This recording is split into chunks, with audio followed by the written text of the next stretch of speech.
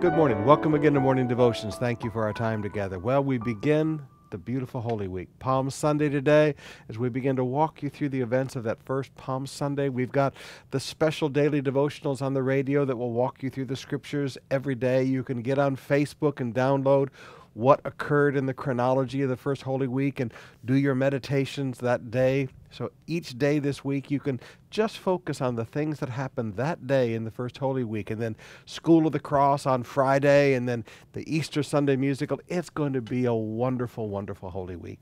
But right now, I want us to come back to Luke chapter 19, some of the teaching that Jesus did in the temple during the great revival meeting in that first Holy Week. Luke 19, beginning with verse 11. As they heard these things, he proceeded to tell a parable, because he was near to Jerusalem, and because they supposed that the kingdom of God was to appear immediately. So Jesus is going up to Jerusalem. They think he's going to, again, set up his kingship, because he is the king, Messiah is the king, and he is going to begin to rule and reign, and he has to teach them that that's not the way it's going to work. He said, therefore, a nobleman went to a far country to receive for himself a kingdom and then return.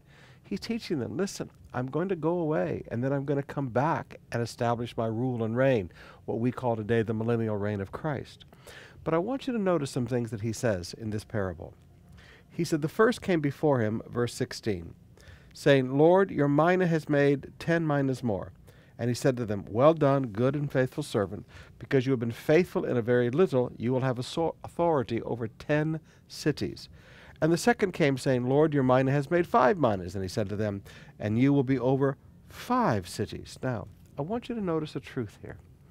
We know from the scriptures, from Revelation, that we are going to rule and reign with Christ for 1,000 years. But have you ever asked yourself the question, what determines my responsibility of leadership during the millennial kingdom? What determines my assignments during the millennium? During that millennial reign, when I rule and reign with Christ, what determines my assignments? It's what you do with the talents and abilities that God has given you right now in this life. Now, you may look at that and say, but they're very small. He said, you have been faithful with very little, but now you shall have authority over 10 cities. I want to challenge you, brothers and sisters. What are you doing for Christ? Are you bearing fruit and fruit that remains? Are you using your abilities to lead souls to Him? Are you using your abilities to run Bible studies? Are you using your car to bring people to God's house? Are you using your condo or your home to have a Bible study and a source of light in your community? Are you using what God has given you and being productive? Your productivity for the kingdom in this life will determine your responsibilities to rule and reign with Him in the millennium.